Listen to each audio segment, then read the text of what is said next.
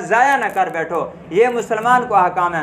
اگر کوئی کافر بھی کرتا ہے اس کے لیے بھی یہی حکم ہے کہ شرک کے اوپر اس کے ساتھ سمجھوتا کر سکتے ہو، اس کو دلائل دے سکتے ہو، اس کے ساتھ آپ بات چیت کر سکتے ہو، قائل کر سکتے ہو، مناظرہ کر سکتے ہو، لیکن جب پیغمبر کی بات آتی ہے، پیغمبر کی توہین کرے، پھر اس کو دلیل دینے کی ضرورت نہیں ہے۔ بس اس کی صرف ایک ہی دلیل ہے حضرت عمر والی، کہ حضرت عمر کے پاس ایک آیا، کہنے لگا کہ آپ کے پیغمبر نے ہمارے دو کے درمیان میں یہ فیصلہ کیا ہے، مجھے پیغمبر کا فیصلہ صحیح نہیں لگا، آپ فیصلہ کر دیجئے۔ تو حضرت عمر نے کہا میں بے شک آپ کا فیصلہ کرتا ہوں، گھر سے تلوار لائے اور اس کا سر تن سے جدا کر دیا کہ میرے عمر کے نزدیک یہی فیصلہ ہے، جو میرے پیغمبر کے فیصلے میں شک کرتا ہے اس کا سر تن سے جدا کر دیا جائے۔ پیغمبر کے فرمان کے مطابق من سب نبیا فاقتلوا، جو کسی پیغمبر کو گالی نکالتا ہے، اس کی توہین کرتا ہے، اس کی بے ادبی کرتا ہے، اس کو قتل کر دو۔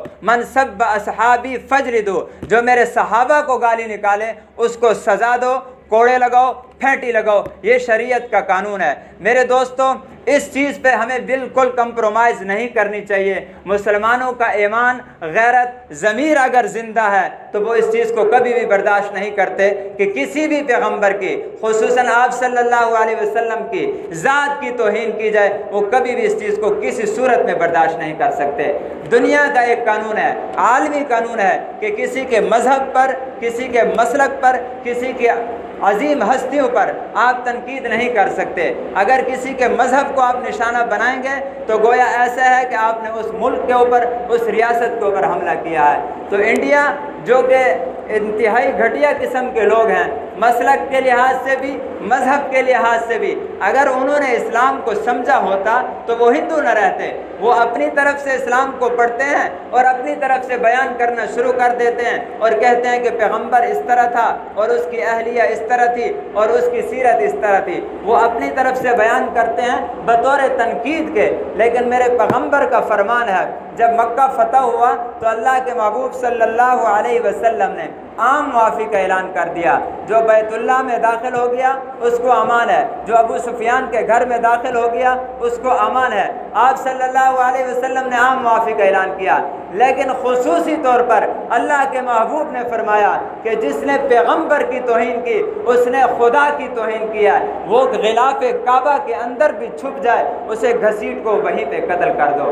میرے دوستو، یہ ایسی چیز ہے کہ مسلمانوں کا ایمان ہے، عقیدہ ہے، اور کہ کسی بھی پیغمبر کی توہین کی جائے اس شخص کی سزا سرتن سے جدا ہے، وہ واجب القتل ہے۔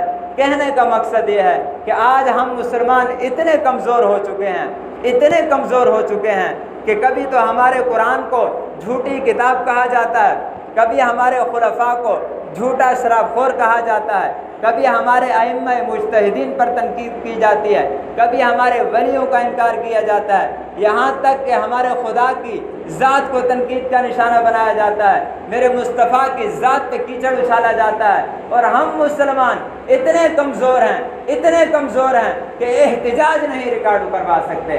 ہم دنیا کو یہ بتانے کے لیے ہمارے پاس فرصت نہیں ہے کہ یار ریلی نکلی ہے ناموس رسالت کی، لوگ جا رہے ہیں، بس ٹھیک ہے فرض ادا ہو گیا ہے۔ یہ ایسا فرض ہے، نماز اچھی، روزہ اچھا، زکوٰۃ اچھی، حج اچھا، باوجود اس کے میں مسلمان ہو نہیں سکتا۔ کٹ نہ مروں جب تک خواجہ بطحا کی حرمت پر، خدا شاہد ہے کامل میرا امام ہو نہیں سکتا۔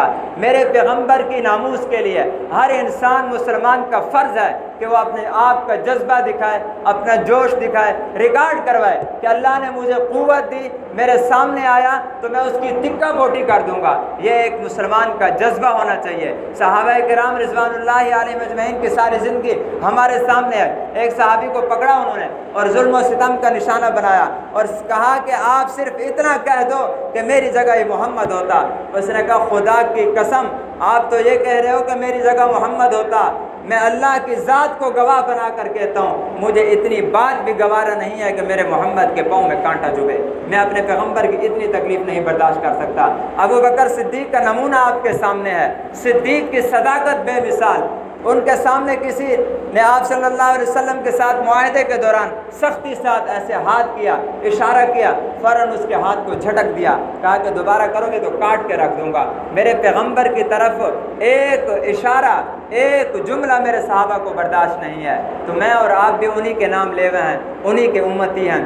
ہمیں اپنے ایمان کو، اپنے ضمیر کو اجاگر کرنا چاہیے اور محبت نبی میں اپنا تن من دھن قربان کر دینے کے لیے تیار رہنا چاہیے۔ امید ہے کہ اللہ جل جلالہ مجھے اور آپ کو آپ صلی اللہ علیہ وسلم کی ناموس کے لیے ہر وقت قربان رہنے کی توفیق بھی دیں گے اور انشاءاللہ موقع بھی دیں گے۔ وما علینا الا البلاغ۔